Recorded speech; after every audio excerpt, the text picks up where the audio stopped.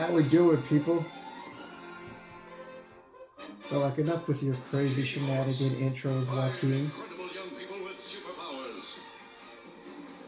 And watching over them from Center Neptune, 7 Watching, warning against surprise attack by alien galaxies from beyond space.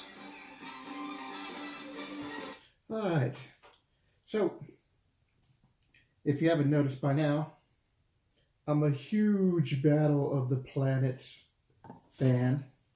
And I'm making a contest video. So my submission is to Comic Spectre wrote a 300 giveaway. So he wanted us to make, I believe it's a him. Oh, it's a him. Make a video where we show our 5 favorite comics. So I thought I'd make a creative intro. How'd I do? Okay. So first up is Battle of the Planets. So it's an Alex Ross cover. As a kid, I grew up loving this cartoon. I always thought the name of the cartoon was G-Force, and apparently I'm not the only person, but it's called Battle of the Planets. So every now and then they will reboot this series or relaunch it or just tell it or just start, Battle of the Planets for whatever reason. And when that happens, I usually pick up the books because we're talking like childhood nostalgia. This was back when I was living in San Antonio, Texas. So it puts me in between grades 1st through 3rd, because from 4th through 12th, I ended up moving to Fremont, California, and I stayed a big chunk of my life there. But back to Battle of the Planets. So, great cover. Love the art. I thought this is a good representation of the kind of different styles of books I like. Next up is, I can't believe what I had put up there. How could I forget you? Savage Dragon, #1. So I went to Vegas recently and got into my storage. I need to get back there. But I've been pulling out some really good books, and I've been enjoying them, from Annihilation to Civil War, and some of these stories, when you go back and read them again, sometimes you gain a little bit more than what you first read into them, because the problem with Marvel, and they still do it, and DC is not as bad, but Marvel always gets crazy with these huge crossovers. And it seems like every year all they do is a crossover or this expanded storyline that goes 10 issues. And as much as I'm an X-Men fan, that current storyline, the way that they had it ended, I'm not going to rant on this video.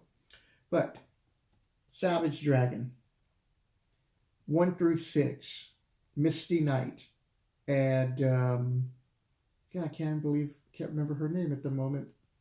I'm gonna have to look at that for a second. Sorry about that. Which will show us #3. And I'll talk about that X-Men book. But it's killing me. I don't know her. Colleen. That's it. Colleen. So, if you have not read this miniseries, I suggest picking it up. I mean, I'm on the fence right now whether I want to list it on my eBay site. I kind of do, but these books, they're in like fine condition. They have a lot of wear and tear on, I hope you can see that. But overall, the cover's still good. It's got some little nicks on it, but a great reader copy, and a great copy just to have in your collection. It'd be part of my dollar selection, but this story right here had me cracking up through the entire miniseries. So if you get a chance, you need to pick up Savage Dragon. So that made it to my list. And it was really hard because I have like 15 short boxes that I'm slowly sorting through. And because I'm a huge X-Men fan, I didn't want all the books to be X-Men related. And I do enjoy Batman, but I didn't have really that key Batman issue with me. It's in my it's up in Seattle right now. So next up, let's see what X-Men book this is. Okay, so this is X-Men 7. And the reason why this is my favorite, one of my favorites, is because, as I previously stated a few minutes ago, being an X-Men fan, this is the second appearance of the Blob. And for me to even come this close, my goal is to get books between 1 through 300 and upgrade as many of those keys as I can possible. But as soon as we hit 100, and it will get a little bit expensive, but I want to start getting them all slabbed or buy them already graded. So that's my goal, which will bring me to my next X-Men book. And these are the books that I've actually purchased while I was here, visiting my uncle here in in Ontario, in Southern California. So I've been here since November, so we're going on 3 months, and I've been able to accumulate a couple of keys, my personal keys, and some other books. So with a budget, if you just set aside $25 a week, that's all I do. And at the end of the month, I take my budget of $100, and then I go looking for either lots or keys or just something that I want to read.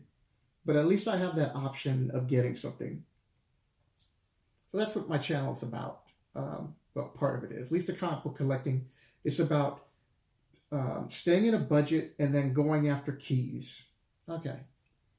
So next up is X-Men number 10. I have notes on the back, so I don't even have to look at it this time. So it's the first appearance of Khazar and the first appearance of Naboo, his pet saber-toothed tiger, and the first Magor, which is Manape, which I didn't even know, but this was a book that I picked up here. Both these books, I picked them up for like $70 with shipping, which I thought was a great deal. And even though these are probably in good, maybe a 4, 4.5 condition, that's okay with me because just to have these books is what my goal is. Which then brings us to the last book. Sorry, I don't know why I got this little itch. Maybe it's being nervous. Giant Size X-Men number 1. I picked this up a long time ago. I recently did a video because for a brief moment I was thinking about maybe having it restored because I would like to get this top corner fixed. But everybody in the chat, and what really pushed it over the edge was Reggie. He has a really good channel. He said that the book's not rare enough, which I thought was a good point. And the reason why I did the video, well, not only just to show you my favorite book, but it's not my favorite X-Men book. Well, it is, but it's kind of like I have a tie. And there's another video contest that I'm going to be entering that I'm going to be talking about that book. So that's why I'm not doing it in this video. But like I said, I love this book. I was so happy that I picked it up. I wasn't happy when I picked it up at the time, in a sense, because I realized because I bought it off of eBay and there was a shell bidder, he eBayed me over, not made me, I could have stopped any time, but I kept going higher and higher. But at least I got lucky and was able to pick up a key doing this and not picking up some other book that, let's just say the flavor of the week or the flavor of the month. Like, I'll give a perfect example of that right now. So, Spider-Man Homecoming 2, or Far From Home, is that what it's called? I think it's Far From Home. Everybody's going crazy, like, if you could find the first appearance of the Elementals, get that book. And at this point, the moment that there was even a hint of that, and you should have picked it up then, and it's a good a copy that you want, I'd sell it as soon as the movie starts flipping. I mean, as soon as the movie hits, I sell it. Um, it's one of those. It's one of those characters that they use. It's just that kind of lucky break because of Mysterio, which is a good pickup, and that book's going to be on the rise for a while. But like all other books, it's going to keep. It will drop, but you'll never get it as cheap as you could, a couple of years ago before they announced that. But I've been looking for Sinister Six appearances and getting a hold of as many of those as I could right now, because that's where the new trend's going to go. But that's a perfect example. So you got the Elementals. This is it for them. I want to say 99.9% that they will not show up ever again. So, sorry about that. My throat's a little dry. Should be wrapping this up.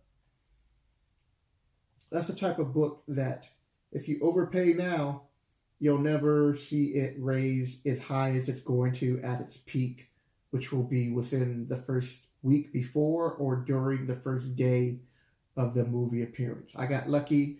At the time, I had overpaid for this book, but 10 years later, it actually is catching up to what I paid for it, or maybe a little bit more. I do want to get, this is going to be the first book I send to get CGC graded, and I'll have it pressed and cleaned, and I'll leave them a little note indicating that there's a rip down the side, that they should be careful with it. So I hope you enjoyed my video. If you're new to the channel, hello. And just to let you know, my recording schedule is Monday through Friday is comic book related videos, hence the name, Comicbook Gallery.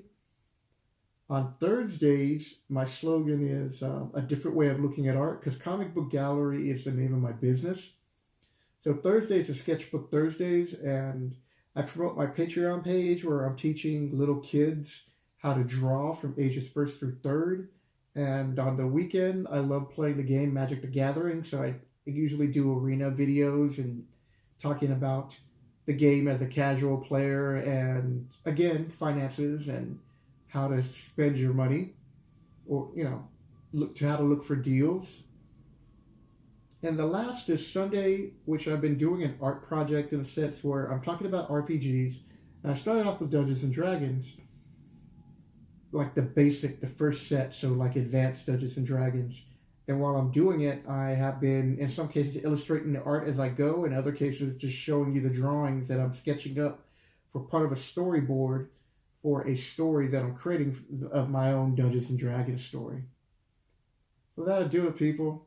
I hope you guys enjoyed this video. Hit the like button if you like what you see. If you see my other videos, hit the subscribe button. Hit the bell for a notification. And that'll do it. I'm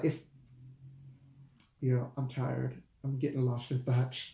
That'll do it, people. Take care. Whew, I should be doing videos this late.